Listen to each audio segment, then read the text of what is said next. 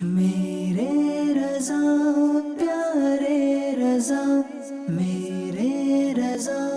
پیارے رضا، ملک کے سخن کی شاہی تم کو رضا مسلم، جس سمت آ گئے ہو سکے بٹھا دیے ہیں۔ الحمدللہ رب العالمین والصلاة والسلام علی سید المرسلین، اما بعد فاعوذ باللہ من الشیطان الرجیم، بسم اللہ الرحمن الرحیم۔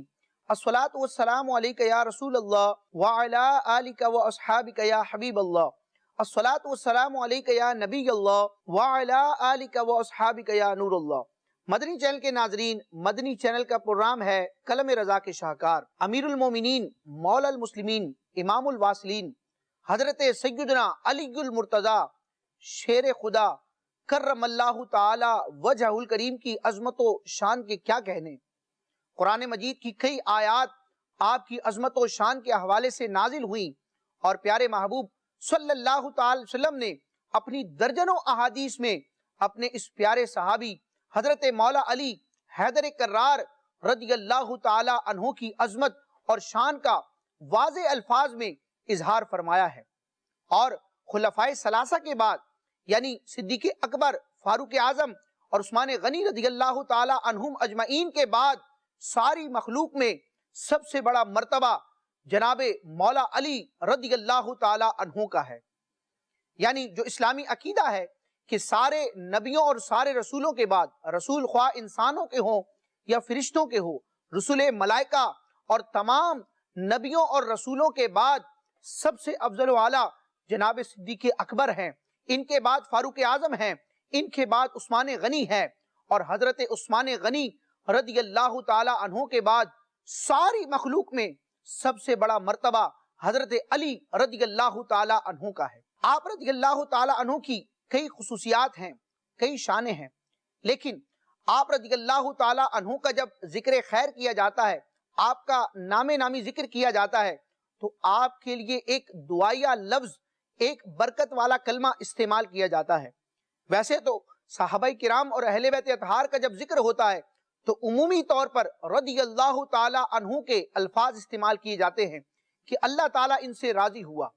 لیکن حضرت علی رضی اللہ تعالیٰ عنہ کا جب نام لیا جاتا ہے تو آپ کے نام اقدس کے ساتھ رضی اللہ تعالی عنہ بھی استعمال ہوتا ہے، لیکن ایک اور کلمہ استعمال ہوتا ہے،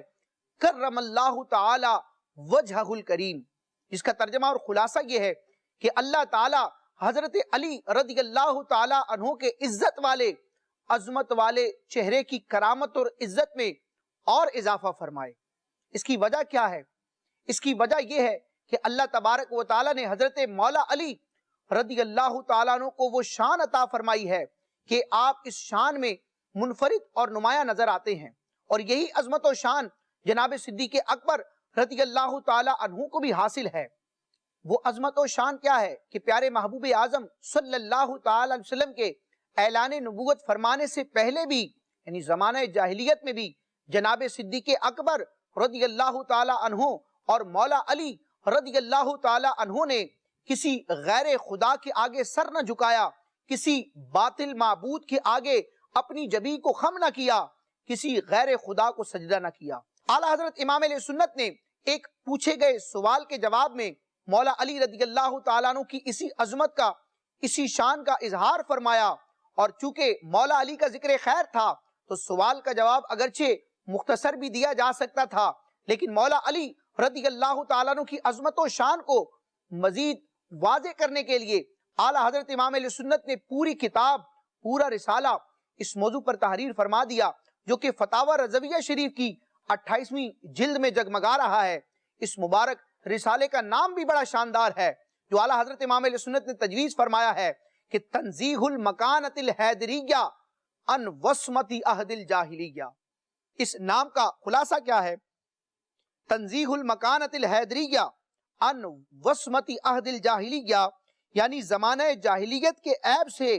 مقام حیدری کی پاکی کا بیان، کہ زمانہ جاہلیت میں لوگ غیر خدا کے آگے سر جھکاتے تھے اور باطل معبودوں کی عبادت کرتے تھے، لیکن اللہ تبارک و تعالیٰ نے مولا علی رضی اللہ تعالیٰ عنہ کو اس کفر اور شرک کی نحوست سے اور ناپاکی سے پاک رکھا ہے۔ چنانچہ اعلیٰ حضرت امام اہل سنت اپنے مبارک رسالے تنزیہ المکانۃ الحیدریہ عن وصمۃ عہد الجاہلیہ کا آغاز کرتے ہوئے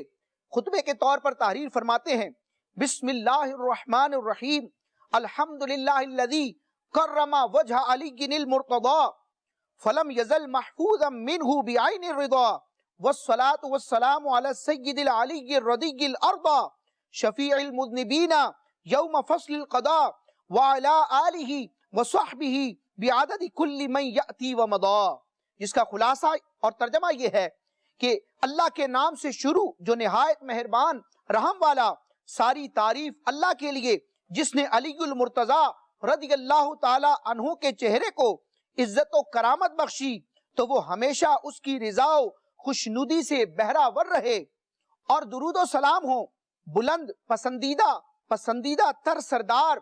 فیصلہ قضاء کے دن یعنی قیامت کے دن گناہگاروں کی شفاعت کرنے والے پیارے محبوب علیہ السلام پر اور ان کی آل اور ان کے اصحاب پر تمام اگلے پچھلے افراد کی تعداد کے برابر۔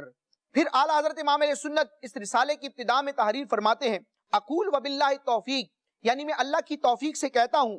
کہ یہ تو ظاہر و معلوم و ثابت ہے کہ حضرت امیر المومنین مولا المسلمین سیدنا علی مرتضی کرم اللہ وجہہ الاسنا وقت بعثت سراپا برکت حضور پر نور سید المرسلین صلی اللہ تعالی علیہ وسلم فوراً مشرف بتصدیق و ایمان ہوئے۔ اس وقت عمر مبارک حضرت مرتضوی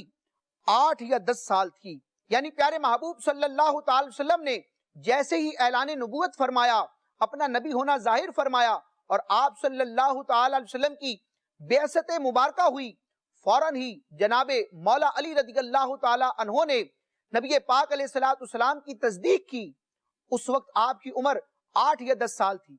لیکن نبی پاک صلی اللہ تعالی وسلم کے اعلان نبوت سے پہلے بھی حضرت مولا علی رضی اللہ تعالیٰ عنہ چونکہ پیارے محبوب علیہ السلام کے دامن میں تھے، آپ علیہ السلام کی تربیت میں تھے، آپ کی صحبت میں تھے، تو اللہ تعالیٰ نے مولا علی رضی اللہ تعالیٰ عنہ کو کفر و شرک کی نحوست اور ناپاکی سے پاک رکھا۔ چنانچہ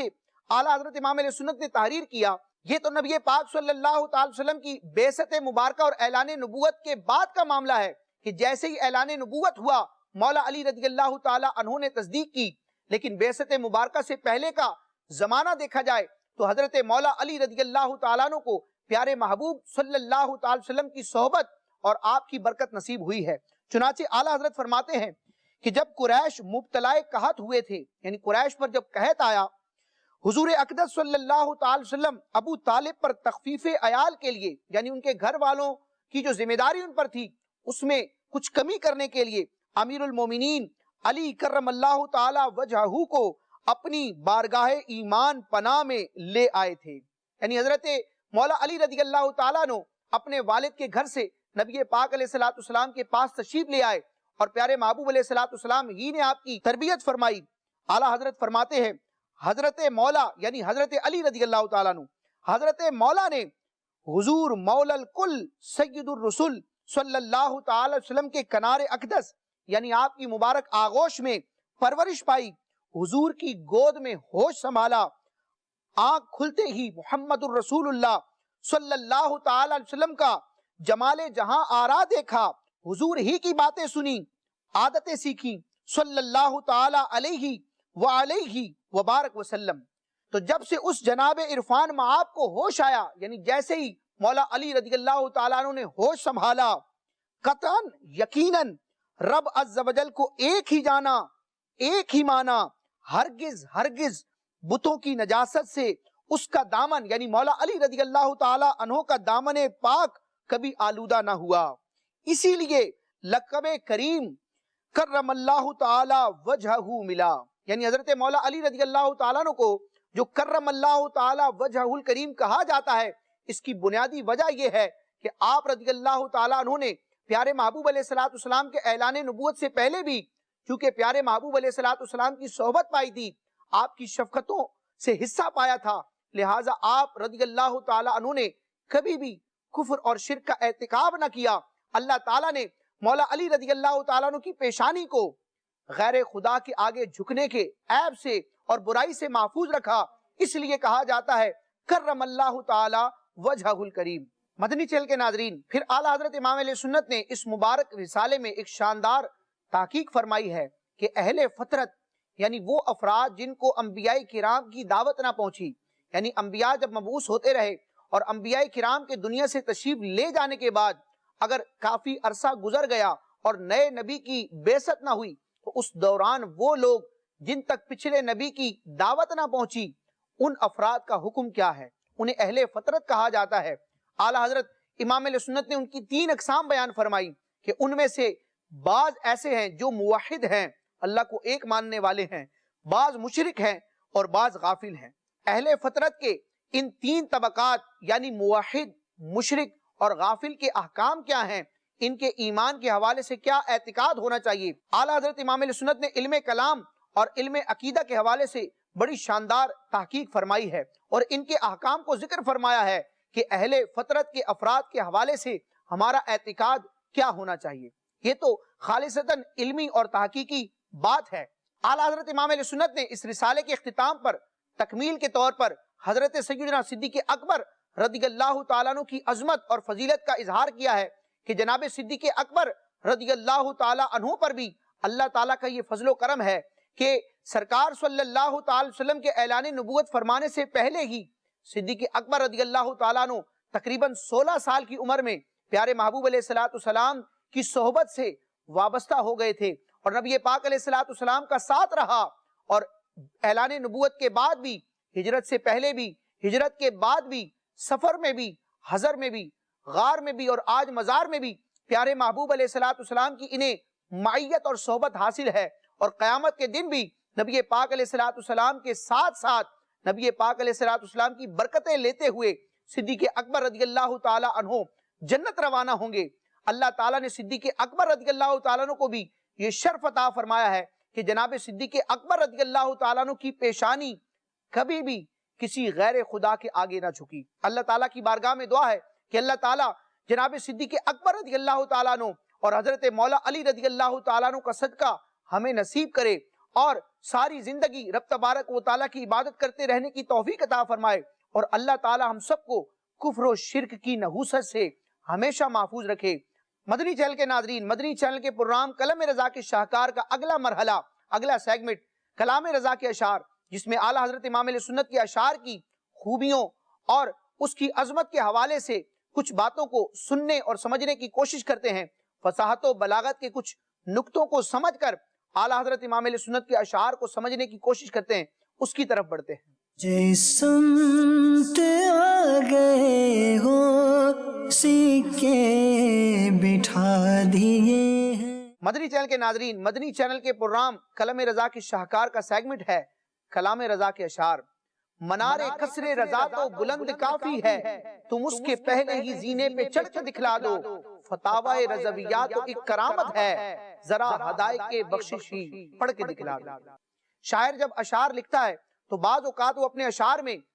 کسی واقعے کی طرف، کسی قصے کی طرف اشارہ کرتا ہے، یا اگر وہ نعتیہ شاعری ہو، اسلامی پوائنٹ آف ویو کے اعتبار سے، اسلامی نقطہ نظر کے اعتبار سے اگر اشعار لکھے جائیں تو بعض اوقات شعراء اپنے اشعار میں کسی آیت، کسی حدیث یا کسی واقعے کی طرف اشارہ کرتا ہے۔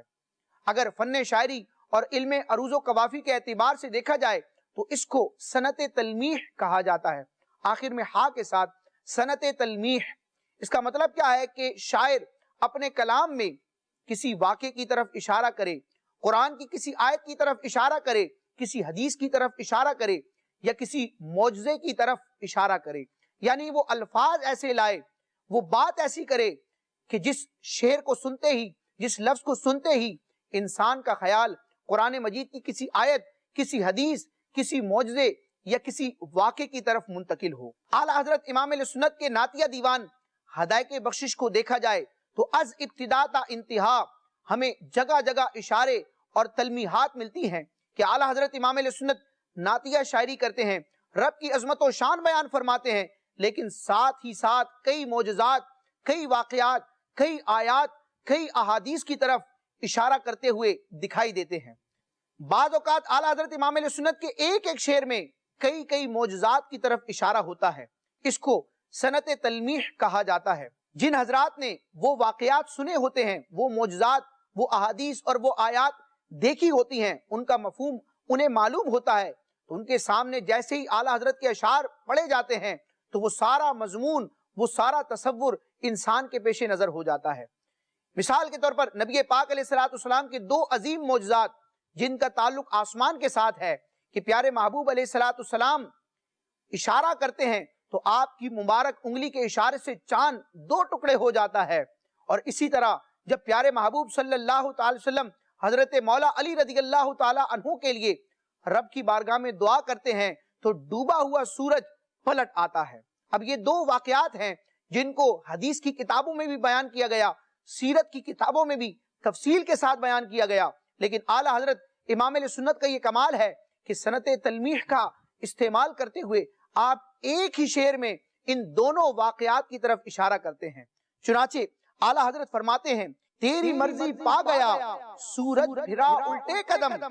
تیری مرضی پا گیا سورج پھرا الٹے قدم، تیری انگلی اٹھ گئی ماہ کا کلیجہ چر گیا۔ ماہ